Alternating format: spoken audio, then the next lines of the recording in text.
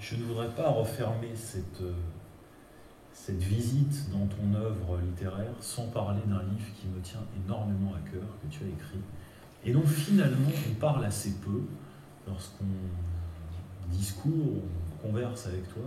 Il s'agit d'un livre qui s'appelle La Réticence, qui a été écrit donc avant la télévision. Donc si on devait prendre cet ensemble de 4 livres, on dirait qu'il y a peut-être un intrus. En tout cas, il me semble que littérairement, ce livre marque, enfin, comment dire, n'a rien à voir avec le reste. C'est comme si le disque dur Jean-Philippe Toussaint avait été changé pendant un moment et que, eh bien voilà, ça donne ce livre dont finalement, enfin, qui n'a pas connu un succès très important, puisque je crois que c'est à peu près les seules critiques négatives que tu as eues sont nées avec ce livre-là. Peut-être pour inciter les gens qui se trouvent en face de nous à lire ce livre, comment en parlerais-tu? Moi, je trouve qu'il est complètement à part dans ta bibliographie. Bah déjà, il n'y a pas de femme, ou il Ouais. y a pratiquement une absence de enfin une absence de mère, puisqu'il y a un enfant et pas de. Il y a une absence de mère, mais il y a la mère. Il y a la mère, en effet. Sentiments et dispositions, c'est. Il y a peut-être pour la première fois une grande attention à la nature, puisqu'il y a des paysages d'un village qui a l'air italien, d'inspiration écorce, je le sais, et donc finalement, pour ceux qui ont lu tous mes livres, on va retrouver certaines choses dans l'île d'Elbe de la tétralogie, où aussi l'inspiration vient de la Corse, que je connais. Mais enfin, en tout cas, c'est un village méditerranéen. Donc c'est la première fois qu'il y a... C'est vrai qu'il y a aussi la Méditerranée, donc on le retrouve dans mes livres, c'est ce goût. Donc il y a ça. Les relations avec l'enfant sont, dans La Réticence, sont pleines de tendresse et ressemblent à certaines relations entre le narrateur et les femmes. C'est l'enfant qui a un peu ce rôle. Il y a beaucoup de tendresse pour cet enfant. Mais en effet, le livre, il est très bizarre, il est très curieux. J'ai eu beaucoup de mal à l'écrire, et même de la douleur.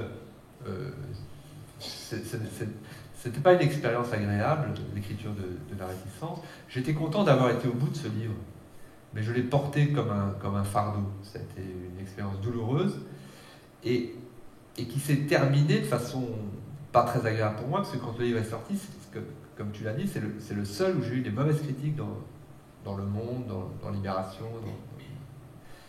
Il a été mal accueilli parce qu'on attendait de moi que j'écrive toujours le même livre, au sens... On m'avait catalogué comme jeune auteur, amusant, impertinent, désinvolte, plein d'humour, et là, il n'y avait pas d'humour, il y avait une gravité, il y avait quelque chose d'un peu... Il y avait un chat mort qui n'était pas très glamour. Enfin bon, il y avait toute une sorte d'ambiance. C'était pas ce qu'on attendait de moi. C'était pas... Alors, de ce point de vue-là, je suis très fier d'avoir écrit, d'en faire qu'à ma tête. Oui. Mais à l'arrivée, c'était quand même pas une expérience très agréable. J'aurais pu surmonter les mauvaises critiques, mais j'ai eu plus de mal à surmonter cette épreuve très difficile de l'écriture du livre. Et en fait, c'est parce que j'écrivais tous les jours, sans air. C'est-à-dire, je ne m'aérais pas. Je vivais à Madrid à cette époque-là. Je me souviens, j'écrivais dans un bureau, enfin une pièce d'appartement, où je laissais les volets fermés. Et je fumais encore à l'époque. Donc c'est une sorte de hammam plein de fumée. Et je tapais à la machine tous les jours, pendant 1 an et demi. C'était assez malsain, évidemment, comme atmosphère. Et après ça, je me suis dit non, je ne fais plus ça comme ça. Et j'ai changé la façon de procéder dans l'écriture en me disant, il faut qu'il y ait des périodes plus longues où je n'écris pas. Et il y a un peu, ça annonce la phrase de la télévision, où je me rends compte, enfin, le narrateur de la télévision se rend compte que dans la perspective même d'écrire, ne pas écrire est aussi important qu'écrire.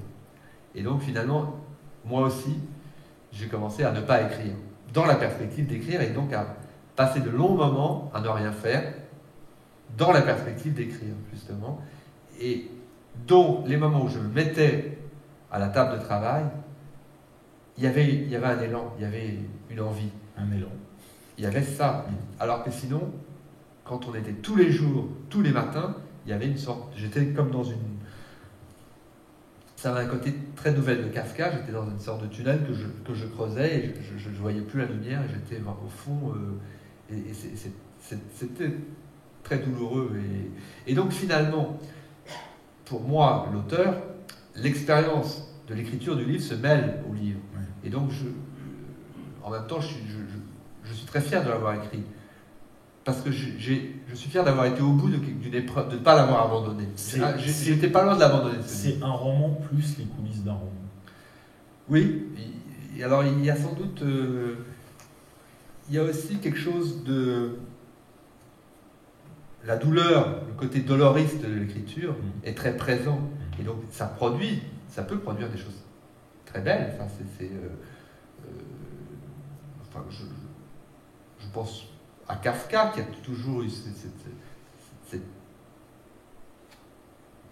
difficulté à écrire le moindre mot, et puis de temps en temps, l'élan venait et il écrivait un texte en une nuit. Et donc, c'était... donc je le vois comme une expérience, mais évidemment, le regard que j'ai sur le livre est un peu influencé par la façon, la connaissance que j'ai de l'expérience humaine de l'avoir écrit. En tout cas, il s'est passé 6 ans après. Alors après ça... avant que tu ne publies un nouveau voilà, roman. Il s'est passé plusieurs choses. J'ai arrêté de fumer. Et j'en ai profité pour arrêter d'écrire aussi, parce que j'ai rien publié pendant 6 ans. J'ai fait du cinéma. J'ai réalisé 2 films dans l'intervalle. Lesquels La Sévillane et Berlin 10h46. Donc 2 longs métrages. J'ai écrit le scénario de La Patinoire dans l'intervalle. J'ai vécu à Berlin, j'ai appris l'allemand. J'ai beaucoup plus vécu. Et puis j'ai écrit aussi la télévision finalement. Ouais. Mais la télévision justement est une expérience d'écriture très agréable parce que je m'interdisais de me mettre à ma table de travail avant qu'il n'y ait un élan. Donc il fallait que je réfléchisse et je me donnais l'autorisation de m'asseoir que si je savais ce que j'allais écrire. Alors qu'au moment de la réticence, c'était tous les matins et j'allais là presque comme une punition. Ouais. Est-ce qu'on verra un jour d'autres films de Jean-Philippe Toussaint qui seraient des adaptations cinématographiques de ses romans? Alors, donc j'ai fait un certain nombre de longs métrages en 35 mm Oui. et je me suis en gros arrêté au XXe siècle. Maintenant, on est au XXIe siècle et je n'ai plus fait de long métrage en 35 mm classiques, dans les conditions de production classiques, mais j'ai fait des expériences, des films plus expérimentaux, notamment avec les caméras numériques qui sont beaucoup plus légères, qui permettent de faire des films avec beaucoup moins de moyens. Et notamment au moment où j'ai fait l'exposition au musée du Louvre en 2012, Henri Loiret, le directeur du Louvre, tenait à ce que je présente aussi un film dans la salle audiovisuelle. Et donc j'ai réalisé spécialement 3 fragments de Fuir, qui sont l'adaptation de 3 scènes du roman Fuir. Et donc ça, je l'ai tourné spécialement pour cette exposition. J'avais adapté aussi pour une exposition qui s'est tenue à l'espace Louis Vuitton à Paris, une scène en Chine de Fuir. Et puis tout récemment, le dernier film que j'ai fait, c'est une adaptation très libre de la scène de l'embarquement du cheval dans La Vérité sur Marie. C'est-à-dire que le pur sang qu'on va mettre dans un avion, en novembre 2012, j'étais à Canton et j'ai eu l'autorisation de tourner avec un cheval dans un aéroport, ce qui est très compliqué évidemment d'amener un cheval dans un aéroport. Les autorités aéroportuaires n'aiment pas du tout ce qu'on amène un cheval. Enfin bon, j'ai pu tourner ce film et donc ce sont des films beaucoup plus courts qui durent Zahir, c'est le nom du film, il dure 6 minutes. Les 3 fragments de Fuir durent 20 minutes, mais ce sont finalement des expériences, je trouve, très intéressantes, mais qui sont plus qu'on a beaucoup montré plus dans des musées que dans des salles de cinéma. Alors que Monsieur, il avait été adapté à l'écran par Tessot. Alors Monsieur, voilà, que j'ai adapté, était un vrai film. D'où ma question, pourquoi pas à nouveau, voilà. Ah oui. Pas des fragments. D'accord. D'accord. Tu tiens en 35 mm. Mais maintenant, on fait de moins en moins de 35 mm. Ou sur un autre support. Oui, ou sur un autre support. Bah écoute, je vais y réfléchir. Merci de la suggestion. Eh ben, ce sera le mot de la fin en tout cas, parce que je ne voudrais pas confisquer quand même la parole. Je crois qu'on a dit pas mal de choses. En tout cas, j'ai essayé, moi avec toi, de tourner les pages de cette œuvre littéraire qui, moi, me touche beaucoup, et qui surtout, on parlait de la focale tout à l'heure, qui interroge vraiment avec une autre focale la société dans laquelle je vis et que je suis amené aussi à commenter dans l'exercice de mon travail. Et c'est vrai que je trouve chez toi des choses qui m'aident d'une certaine manière au quotidien. Donc je t'en remercie publiquement. J'avoue que je ne vous ai pas encore lu. J'ai commencé hier soir à feuilleter certains romans. Et vous avez aussi soulevé la question plusieurs fois pendant l'entretien, cette réflexion omniprésente sur le temps et sur la tentative de la paix, comme si ça s'échappait tout le temps de contrôler quelque chose. Est-ce que c'est une pensée qui appartenait aussi au romantisme, hein, aux œuvres romantiques? Alors, est-ce qu'on s'embarque là vers un nouveau romantisme avec cette réflexion obsessionnelle sur le temps qui apparaît partout dans vos textes? Il me semble que toute grande œuvre littéraire a partie liée avec le temps. Évidemment, Proust, qui est une œuvre exemplaire, enfin, qui m'a accompagné, à laquelle j'ai beaucoup réfléchi, et est évidemment emblématique à cet égard. Mais à mon échelle, dès mon premier roman, la question du temps était au cœur de la salle de bain, puisque je pourrais résumer la thématique indépendamment des personnages. C'est un livre qui parle des relations entre l'immobilité et le mouvement. Très clairement, le narrateur est très obsédé par le passage du temps. Et il y a plusieurs scènes où il se rend compte finalement que sa perception, la façon dont il voit le temps passer est paradoxale, puisque apparemment il est immobile. Le temps, si on le regarde attentivement, on cherche à le regarder passer, on ne voit rien.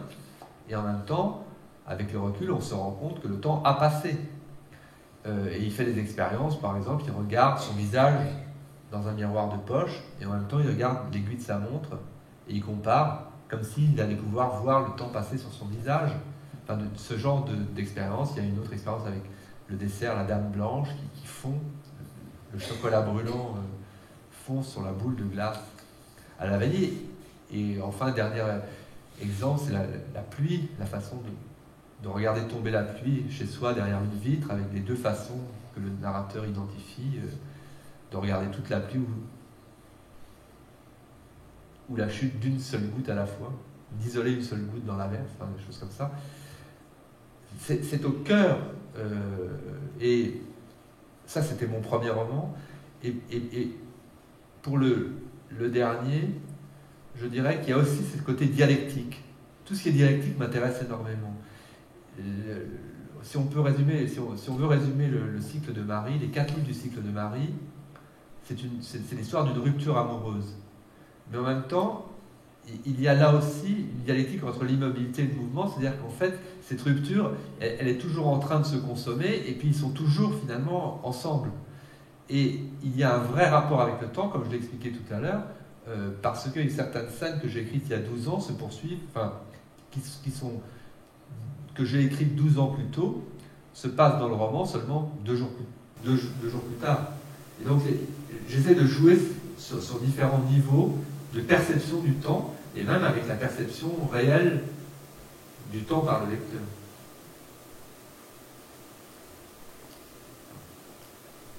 C'est à propos de la violence, alors que le narrateur, au tout début du premier livre, Faire l'amour, a donc ce flacon d'acide chlorhydrique. On a l'impression que lorsqu'il verse son flacon sur la petite fleur, on a l'impression que toute sa violence disparaît, puisque après, il est complètement passif. Il n'est plus que narrateur. Il laisse même Marie être l'initiatrice de toute action.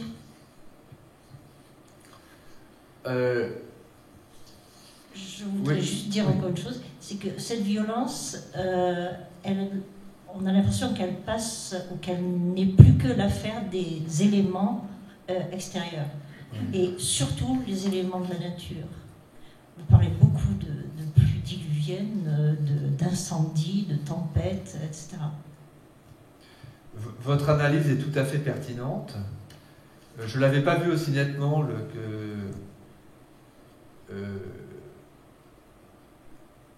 qu'une fois que le flacon était vide, toute violence avait disparu, mais c'est tout à fait pertinent comme analyse. Moi, je ne proposerai pas une autre analyse, mais par contre, un témoignage, c'est comment moi j'ai vécu de l'intérieur comme romancier, comment résoudre cette question du flacon d'acide chlorhydrique. C'est-à-dire que j'installe ce flacon d'acide chlorhydrique dans la poche du personnage. C'est la première phrase du livre. Et je ne voulais pas être désinvolte là, justement. Je voulais résoudre la question. Dans la première page, il dit qu'il y a une vraie menace. L'acide peut finir dans le visage de Marie, dans son propre regard à lui. Le narrateur peut s'agresser lui-même, ou agresser un tiers, en particulier le gardien du musée qui a failli se le prendre. Bon. Et finalement, aucune de ces solutions ne me satisfaisait. Je dirais presque humainement, presque ça me dérangeait. Je n'arrivais pas, moi, à me résoudre à jeter l'acide sur Marie ou à s'agresser lui-même. Enfin, c'est ça. Et en même temps, je voulais qu'il y ait un geste quand même très violent pour s'en débarrasser. Et donc j'ai trouvé ce succès d'année, cet ersatz, parce que la violence est aussi grande, la scène est aussi forte, mais à l'arrivée, la victime est quand même moindre, puisqu'il s'agit d'une petite fleur. Mais la scène est très violente. Et donc voilà, c'est ça que je voulais régler. C'est-à-dire que je voulais finir le livre par une scène très violente, sans agresser personne, si je puis dire. Voilà comment moi je l'ai vécu de l'intérieur. Oui, alors c'est vrai que ça m'intéressait de mettre un peu c'est un peu le titre du dernier livre, Nu au sens de l'homme nu, face à la nature et face à la violence de la nature. Il est vrai que mettre les personnages dans des situations d'incendie de forêt, d'orages terribles à Paris, etc., les fragilise et renforce je dirais, le côté essentiellement faible de l'homme face à la nature. Et donc, aiguise aussi les sentiments des personnages. Le tremblement de terre était indissociablement lié pour nous à la fin de notre amour. Voilà, aussi. Écris-tu. Très à propos. Permettez-moi de revenir un peu sur ce que vous avez esquissé au sujet de réticence. C'est-à-dire, vous avez parlé de cette interaction des circonstances de l'écriture et du sujet. Est-ce qu'on ne pourrait pas parler plus largement de dialectique, là aussi? Parce que c'est peut-être aussi le sujet qui choisit son processus d'écriture. Le sujet du livre, vous voulez dire? Oui. Que c'est pas, disons, unidirectionnel. Qu'il y a... Là c'est encore, le sujet du livre qui se dit, oui. Enfin, je ne sais pas si je réponds exactement à votre question, mais il est certain que La Réticence est un livre très expérimental. C'est-à-dire qu'en effet, je ne savais pas du tout où j'allais, et j'ai mené cette expérience jusqu'au bout. Et c'est vrai qu'il y a certains livres, comme je pense la télévision ou l'appareil photo, sont moins expérimentaux parce que d'une certaine façon, en les commençant, je savais déjà plus ou moins où j'allais. Et la réticence en cela est vraiment, il y a une prise de risque maximum, puisque je laisse, donc c'est pour ça que je fais cette réponse par rapport à votre question, je laisse le sujet d'une certaine façon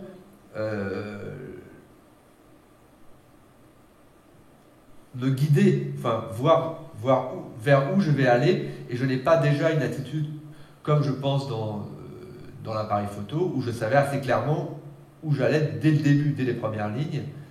J'avais une idée assez précise de vers où j'allais, ce qui n'est pas du tout le cas de la réticence, où l'expérience est plus radicale.